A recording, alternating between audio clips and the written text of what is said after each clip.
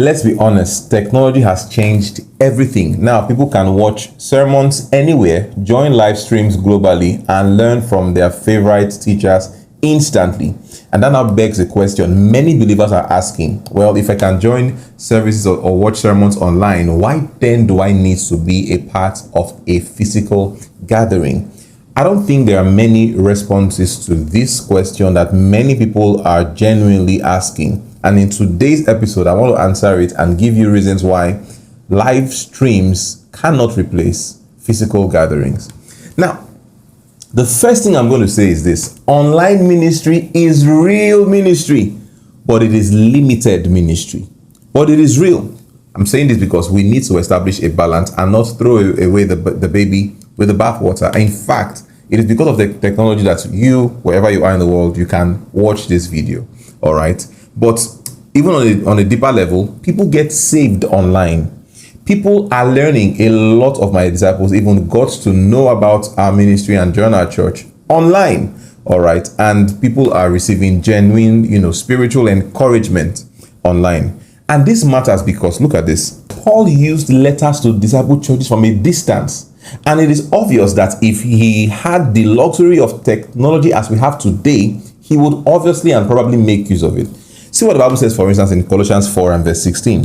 It says, now when this epistle is read among you, see that it is read also in the church of the Laodiceans, and that you likewise read the epistle from Laodicea. So he's writing to the church in Colossae and saying that when this epistle is read among you, let it also be read in the church of the Laodiceans. So when you guys are done, send it to them so that they can read. But if he had YouTube or something like that, he probably would just send one video and everyone can probably watch at the same time. Do you get the point? And so it is important for us to not throw away the baby with the bath water. But when it comes to doing church actively, every medium has both strengths and limits. And I'm speaking specifically about the internet or the online system for church. A podcast can teach you, but you see, it cannot notice when you are slowly disappearing spiritually. Listen, a video can bless you. I read something somewhere and he put it this way. He said, online services can feed you, but cannot father you. I read it somewhere earlier today. Online services can feed you, but cannot father you. And that's so important. Many times during church services, every pastor knows this, just by looking at your church members when you are speaking God's word to them, there is something of a spiritual connection that helps you discern properly if a person is, the state of a person's spiritual health. Many times I'm able to just tell. And after church, I call for a meeting or call this person, how are you? What happened? And then before you know, I'm hearing that, 3 days ago, this happened, that happened, I had this dream, I had this attack, something like that. Online services cannot give you that. All right. So a live stream can inspire you, but it cannot naturally integrate you into a community. Are you following what I'm saying? And so, yes, online ministry is real ministry, but it is limited ministry. The next thing I'm going to say is this. Information transfer is not the same as formation. Listen to me. This is where many miss it. You can receive content weekly and remain unchanged. Look at what research in behavioral science proves. Research in behavioral science consistently shows that knowledge alone rarely creates sustained behavior change. Rather, environments, relationships, accountability, and repetition matter more than just knowledge alone. And I'm saying this in the context of watching church online. This means live stream or listening to sermons may be valuable or is valuable, but true growth is accelerated when the truth that you are learning is lived by people around you. Are you hearing what I'm saying? This is research in behavioral science. All right.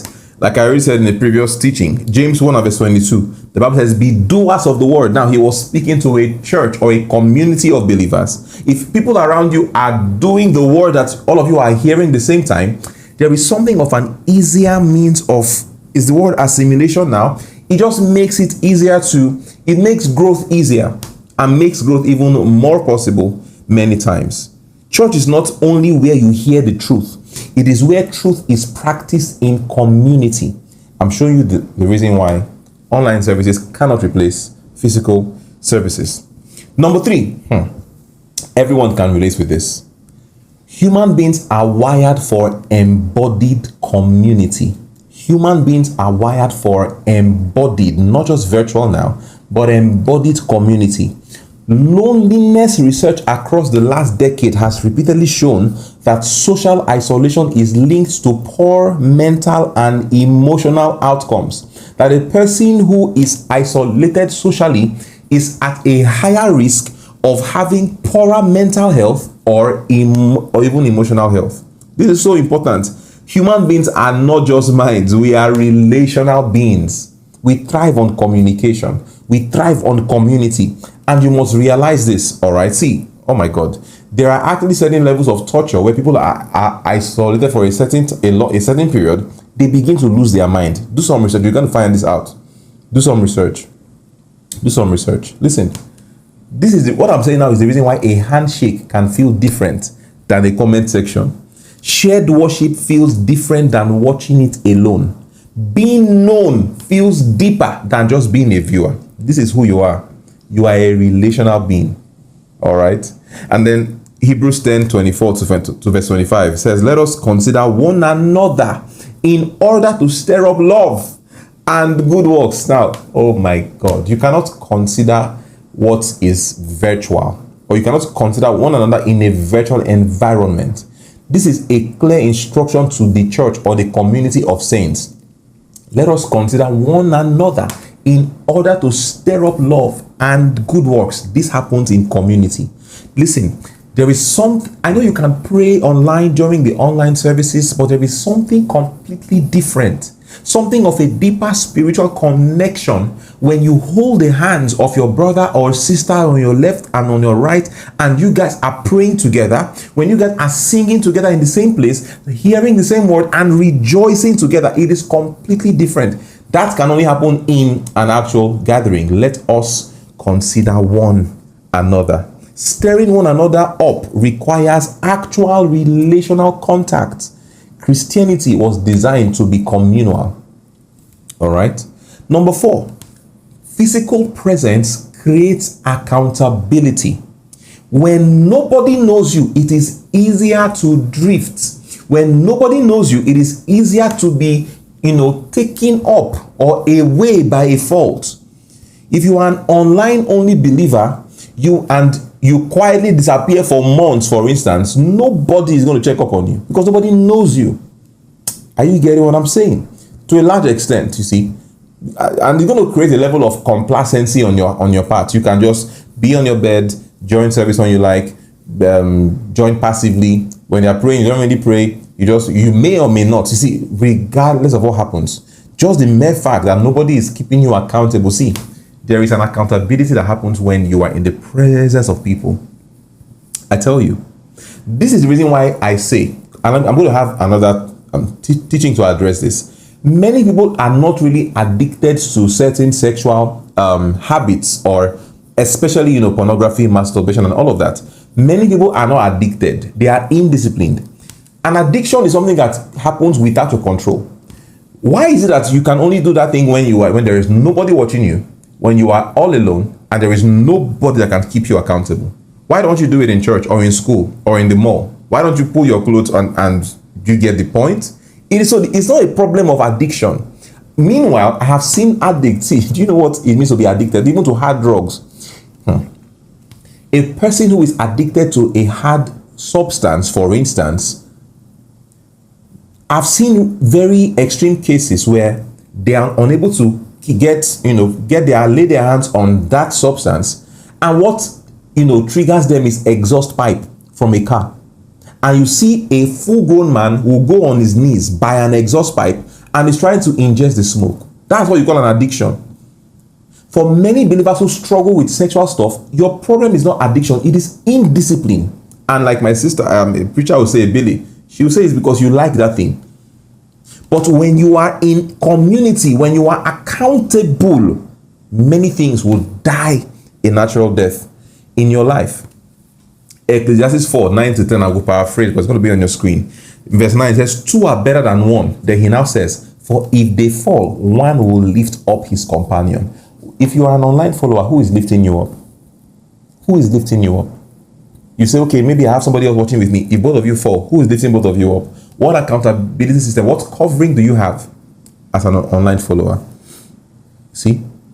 Ecclesiastes 4, 9, and 10 is hard to replicate if you are only an online follower. Number 5, online church often turns worshippers into consumers. I'm going to explain what I mean by this. Online church often turns worshippers into consumers. When church is only digital, it becomes easy for you to think of it or to think as a customer. And so and I'm saying this because you see, on an average Sunday morning, if you open YouTube, you are seeing all manner of live streams happening. And so you start asking yourself, which preacher is the best? Okay, which stream has better music? Which one has better quality stream? Which message better entertained me? You see that? So you have become, it's like you are window shopping for church now at this point. That's what's happening to you. Because it easily becomes, or it easily turns you into a consumer. But biblical church does not ask those questions you're asking as per which preacher is the best, which one has better music, which stream is clearer, which one shows more crowd, which one entertains me more.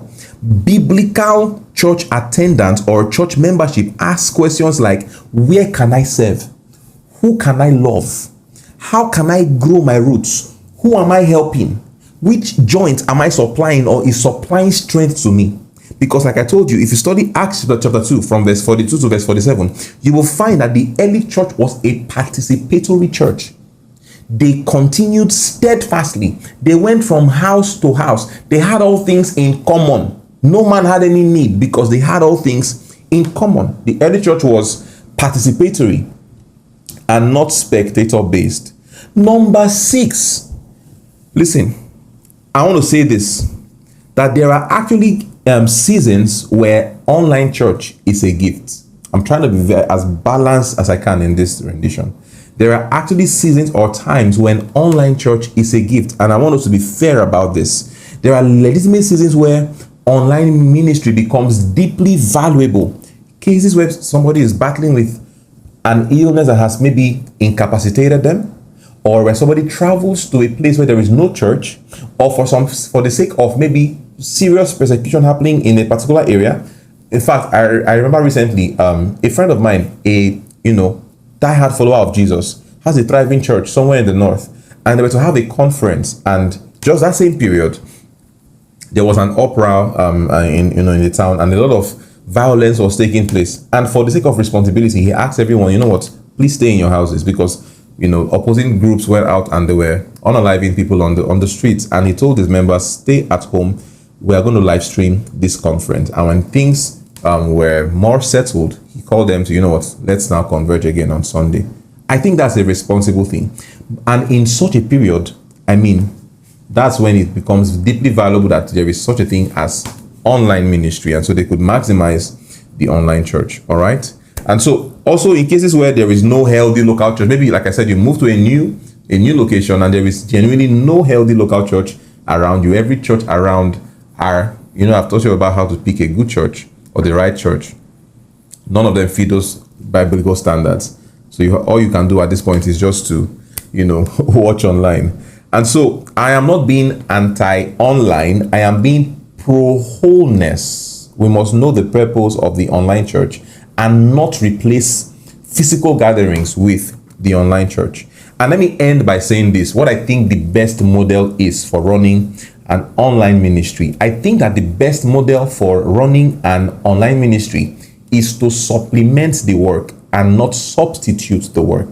Is to help, right, and be like a supplement when certain needs, like I have just mentioned, arise, and not to substitute or replace physical presence. So this is why even in our ministry, we are strong and big on using online tools so that we can, bring ministry to everybody who follows us all over the world where we don't have a physical presence. Nonetheless, we must emphasize and ensure that we belong to a church locally.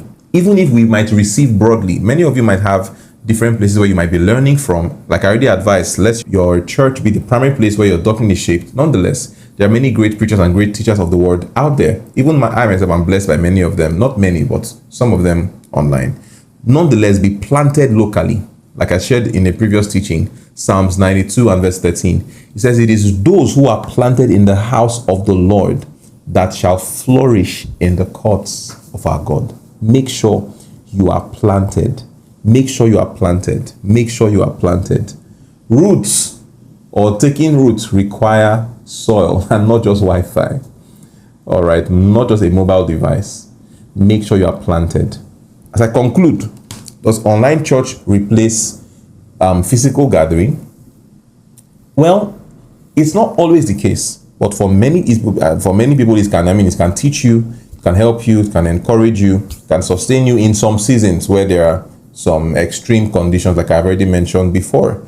But it cannot replace embodied fellowship, cannot replace accountability, cannot replace service, cannot replace being known, cannot replace shared life, and cannot replace the experience of a local church and being planted in a local church. So you want to use this medium wisely, knowing its purpose. Its purpose is to supplement and not to substitute. I hope this has brought you a lot of perspective. Please, if you are online, you join churches online on Sundays, you don't leave your house when you obviously can leave your house. I want to counsel you, that's not enough. God's plan is for you to be planted in the house of the Lord. That is when you will begin to flourish in the courts of our God. Many issues that you are having will be solved with just accountability, with holding hands and agreeing with other believers, in prayer, with hearing the word and seeing the word being practiced by the community around you. I hope this has helped you and brought you a lot of perspective and clarity. Let me know what stood out for you. Let me know what questions you have. My team and I cannot wait to read and respond to them. Please like this video, share this video with your friends and families, especially those who have chosen to be fully online members of a church. Subscribe, like this video, hit the bell icon so you're notified every time we drop a new video, which is every weekday for the next 200 days. And I'll see you in the next video. God bless you.